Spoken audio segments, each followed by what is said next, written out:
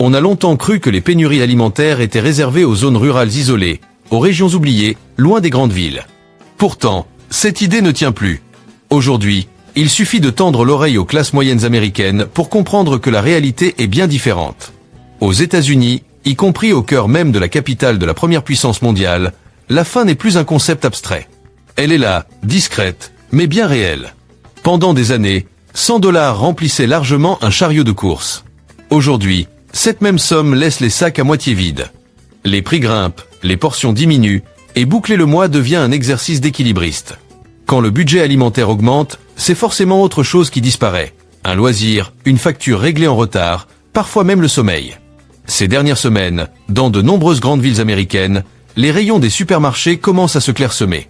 Et ce n'est plus un simple incident passager. Certains produits disparaissent durablement. Le plus troublant, c'est que cette crise ne touche plus uniquement les plus pauvres. Elle frappe de plein fouet la classe moyenne. Celle qui faisait tourner le pays. Celle qui payait ses impôts, travaillait dur et pensait, à tort peut-être, que manquer de nourriture n'était pas une option. Trop riche pour bénéficier d'aide, mais trop pauvre pour encaisser le choc, cette population s'effondre sans bruit. Dans cette vidéo, on va traverser 10 grandes villes américaines où la classe moyenne vacille en silence. Pas de manifestations massives, pas de gros titres alarmistes. Juste des étagères vides, des repas insuffisants et des nuits agitées. L'objectif ici est clair, analyser, comprendre, explorer, à partir de données publiques et de sources médiatiques. Aucun acharnement, aucune attaque ciblée. Juste un constat. Et pour commencer ce voyage, direction la première ville. Numéro 10, Los Angeles. Bienvenue à Los Angeles. Une ville où une Lamborghini peut te doubler à un feu rouge pendant que, juste à côté, un chauffeur Uber hésite entre acheter des œufs ou payer sa facture d'électricité. Le symbole ultime du rêve américain, qui devient, pour beaucoup, un réveil brutal. De plus en plus de familles de la classe moyenne dînent désormais avec des produits en promotion, quand elles ne sautent pas tout simplement le repas. Dans les supermarchés de quartier, les rayons se vident peu à peu. Chaque semaine, certains produits disparaissent. Et quand ils sont encore là, leur prix oblige à réfléchir longuement avant de les poser dans le chariot. Los Angeles n'a pas toujours été comme ça. Il fut un temps où la classe moyenne pouvait y vivre décemment. Mais depuis 2022, le coût de la vie a franchi un seuil critique. En 2 ans seulement, les prix de l'alimentation ont bondi de plus de 30%, bien au-dessus de la moyenne nationale. Une simple boîte d'œufs peut dépasser les 9 $. Les légumes frais se font rares dans les enseignes à bas prix. Pire encore, certaines chaînes de supermarchés discount ont quitté les quartiers populaires et intermédiaires, laissant un vide difficile à combler. Et pas besoin de graphiques pour s'en rendre compte. Il suffit d'aller au marché un samedi. Les étals de viande sont moins garnis. Les légumes fanent plus vite. Les allées sont moins animées. Les clients regardent les étiquettes plus longtemps, hésitent davantage. Les habitudes alimentaires changent. Les portions rétrécissent. Les plats préférés sont mis en pause, non par choix, mais par contrainte. Un électricien d'Inglewood résume la situation avec une phrase qui glace. Avant, je choisissais la salade pour ma santé. Aujourd'hui, je prends des nouilles instantanées pour mon budget. Pendant ce temps, dans le centre-ville, les restaurants de luxe affichent toujours leur menu à 50 $ la salade, imprimé sur du papier glacé. À quelques rues de là, des familles partagent une boîte de céréales, vivent de légumes surgelés ou renoncent au dîner pour que les enfants mangent à leur faim. À Los Angeles, le problème n'est pas seulement le manque de nourriture, mais l'inégalité d'accès. Alors une question se pose, est-ce encore la ville des rêves? Une ville où les lumières brillent, mais où le repas du soir est devenu une source d'angoisse pour ceux qui pensaient être à l'abri? Regarde ton sac de courses. Tu paies plus, mais rapportes-tu vraiment plus? Et si tu crois que Los Angeles est un cas isolé, attends de voir ce qui se passe dans la prochaine ville, autrefois considérée comme le cœur industriel du pays. Numéro 9, Chicago. Chicago. On l'appelait autrefois le cœur de l'Amérique. Aujourd'hui, pour beaucoup de ses habitants, le temps semble reculer. Comme si la ville les ramenait à une époque qu'ils pensaient révolue. Des files d'attente pour l'aide alimentaire, des quartiers sans supermarché, et cette question qui revient sans cesse, qu'est-ce qu'on mangera demain? Ici aussi, la crise ne se limite plus aux plus démunis. Même la classe moyenne se sent étrangère dans ses propres magasins. Un retraité du Southside, assis calmement à côté d'un sac provenant d'un centre d'aide alimentaire, confie « J'ai travaillé presque 30 ans. Aujourd'hui, chaque semaine, je dois choisir les médicaments ou la viande. » Début 2025, les coûts alimentaires dans la région de Chicago ont augmenté d'environ 35% par rapport à 2022, selon les données officielles. Pendant ce temps, les salaires des employés de bureau, techniciens, enseignants ou agents administratifs stagnent depuis des années. La tension se lit sur les visages dans les allées de Target, Walmart ou des petites épiceries communautaires. On n'achète plus ce qu'on aime, mais seulement ce qu'on peut encore se permettre. Chaque passage en caisse devient un casse-tête. Y aura-t-il de la viande cette semaine? Par quoi remplacer les œufs devenus hors de prix? Faut-il acheter moins de lait pour garder de quoi mettre de l'essence? C'est une perte de contrôle silencieuse, mais profonde. Quand une ville industrielle comme Chicago, bâtie sur le travail et la stabilité, ne permet plus à ceux qui travaillent de vivre dignement, une question s'impose. Existe-t-il encore un endroit sûr? Si tu vivais confortablement ici et que tu luttes aujourd'hui pour remplir ton frigo, sache-le, tu n'es pas seul. Et si tu penses que Chicago est le point le plus inquiétant de cette liste, attends la prochaine étape. Une ville où la nourriture est partout, mais où l'accès passe parfois par des barrières de sécurité, et où les habitants perdent peu à peu la maîtrise de leur quotidien. Numéro 8, New York. New York, icône mondiale de la réussite, de l'énergie et de la modernité. Une ville où l'on peut commander des sushis à 2 heures du matin, où les lumières ne s'éteignent jamais, où tout va toujours trop vite. Mais derrière les gratte-ciel et les vitrines étincelantes, il existe un autre New York. Plus discret, plus fragile. Selon le NYC Food Policy Center, en 2 ans, le coût des produits alimentaires de base a augmenté de plus de 38%. À Manhattan, un gallon de lait coûte entre 6,80 et 8 $. Une douzaine d'œufs peut atteindre 12 $ dans certaines boutiques. Dans le Bronx et le Queens, de nombreux marchés locaux ont fermé, étranglés par les loyers et les problèmes d'approvisionnement. Et dans beaucoup de quartiers de classe moyenne ou populaire, les grandes enseignes alimentaires brillent par leur absence. La classe moyenne new-yorkaise, enseignants, infirmiers, employés municipaux, cadres intermédiaires se retrouve coincée entre deux mondes. Il fut un temps où elle pouvait se dire « On n'est pas riche, mais on ne manque de rien ». Aujourd'hui, ce discours ne tient plus. Tôt le matin, on les voit faire la queue devant des banques alimentaires autrefois réservées aux sans-emploi. Pas pour mendier. Juste pour compléter un repas après une journée de travail. Dans une église de Brooklyn, une femme confie « J'étais infirmière. Aujourd'hui, je viens ici chaque semaine pour manger ». Dans de nombreux foyers autrefois stables, les réfrigérateurs sont presque vides. Ce n'est pas la fin spectaculaire qu'on imagine. C'est un sentiment plus sourd, celui de ne plus avoir sa place dans un système censé fonctionner pour tous.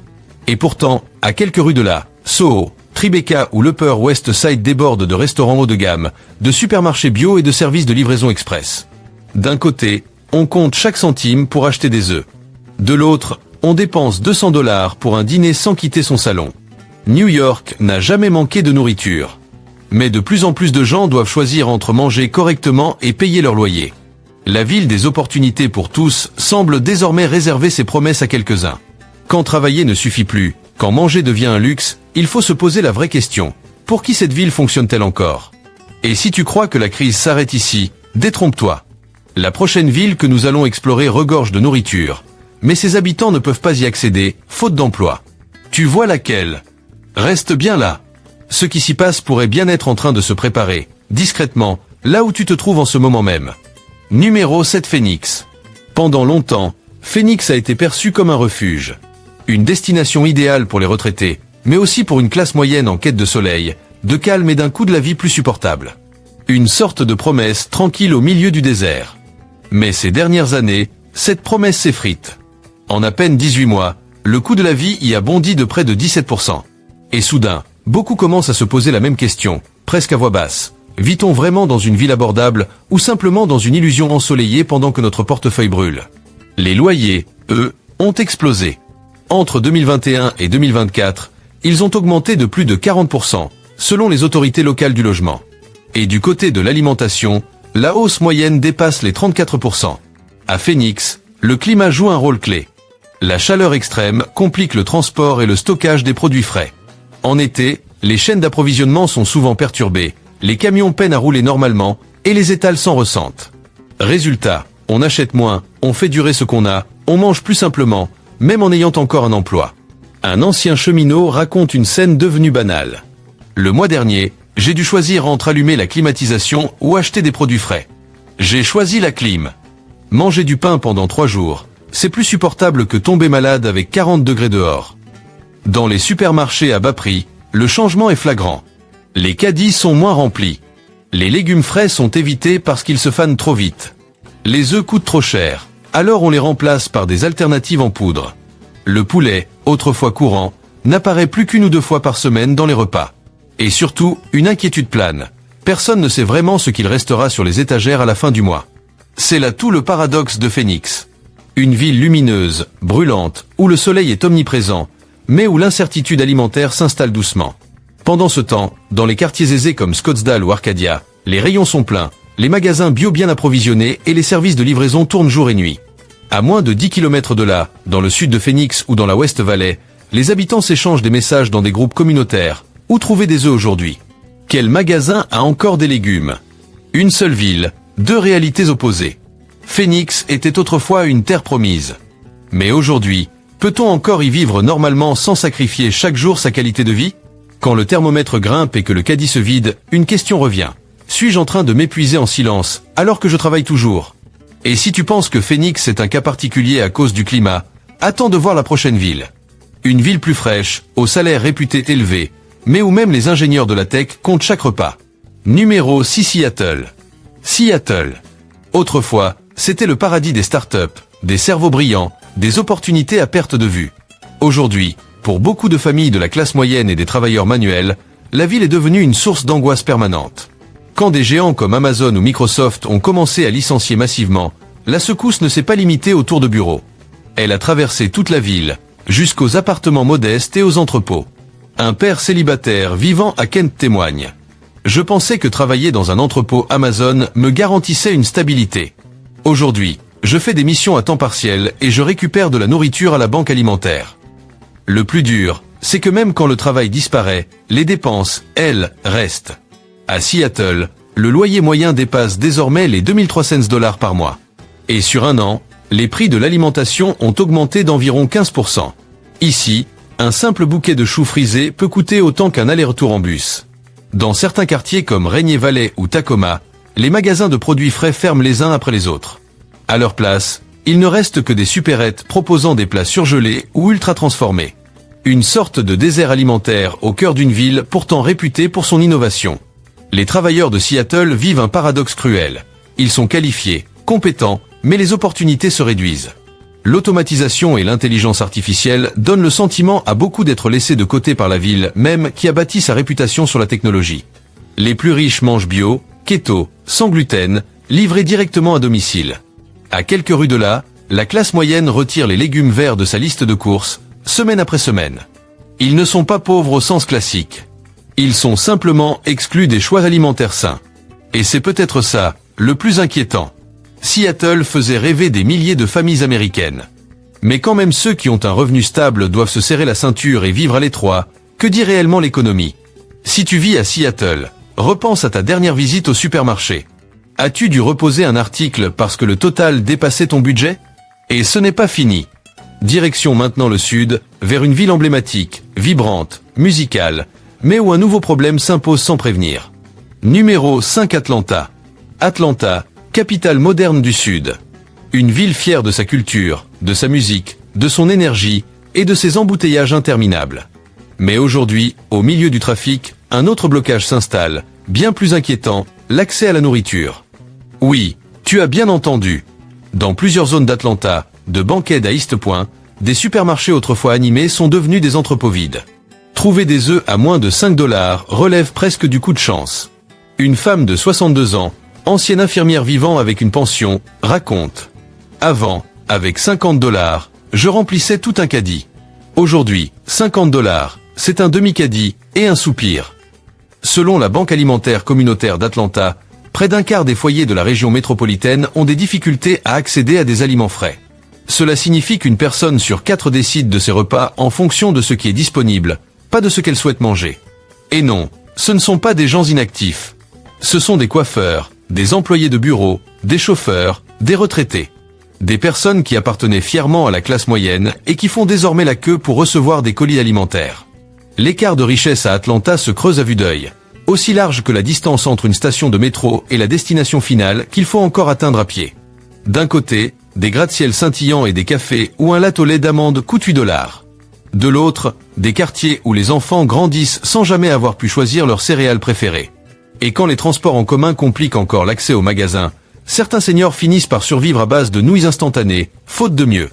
Atlanta n'est qu'un signal parmi d'autres dans une économie sous tension. Et la prochaine ville que nous allons explorer, autrefois symbole de la fierté du centre des États-Unis, montre à quel point la faim peut devenir une réalité quotidienne. Ne quitte pas la vidéo.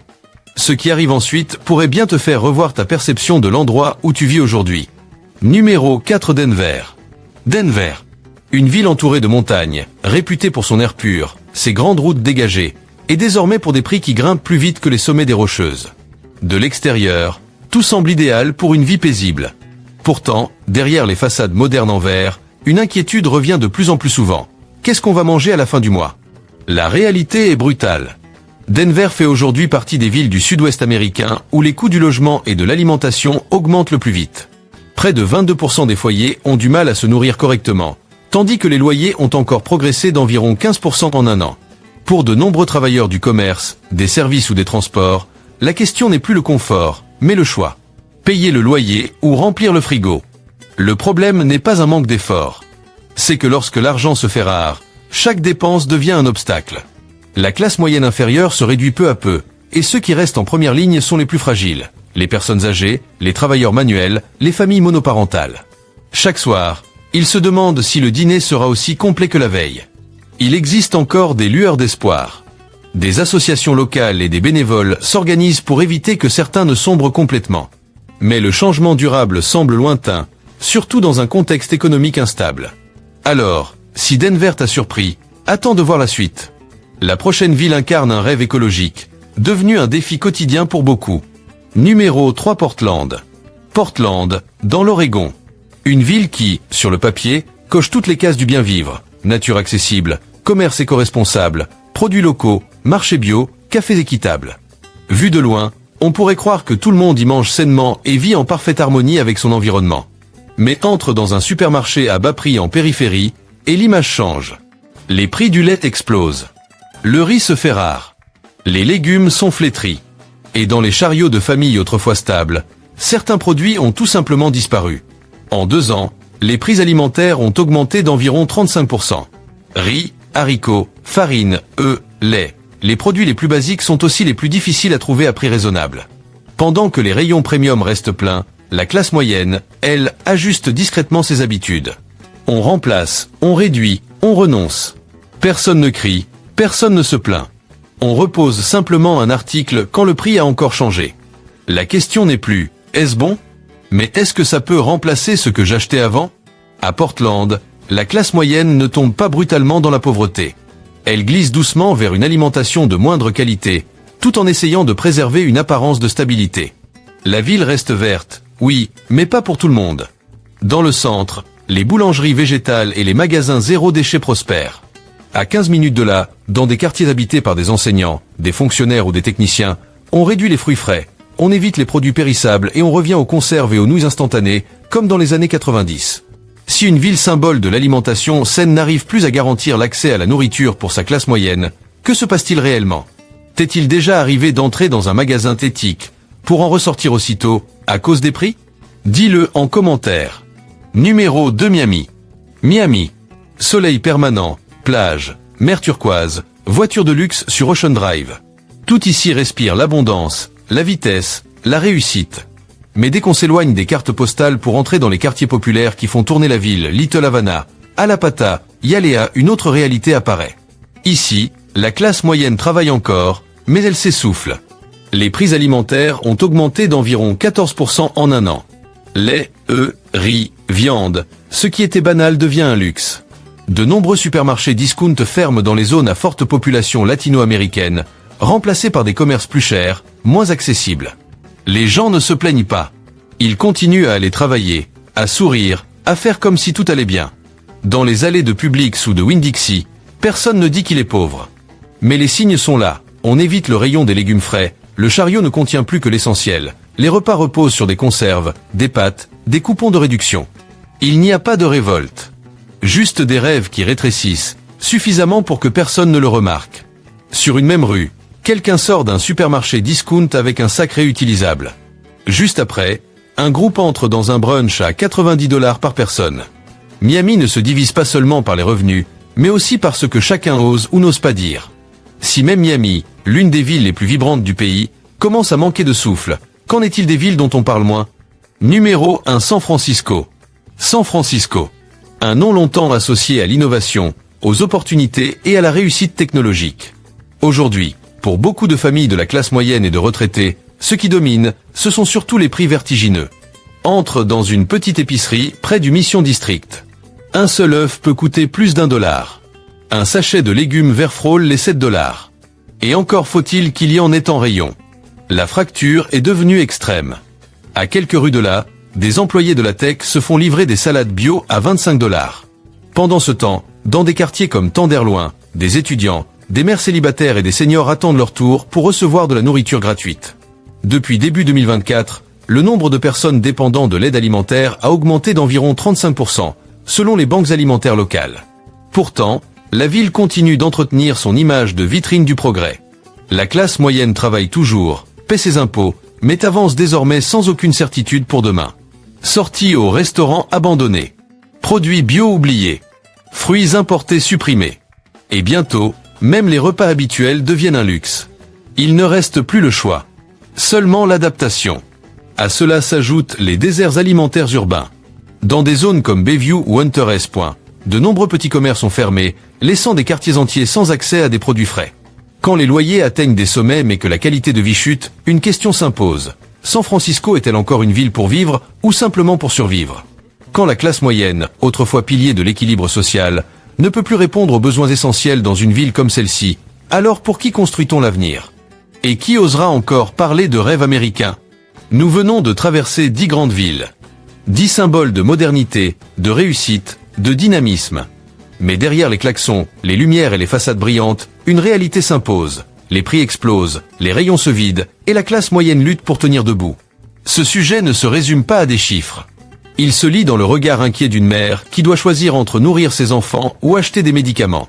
Dans le silence d'un grand-parent devant un réfrigérateur vide, sans savoir comment le remplir à nouveau.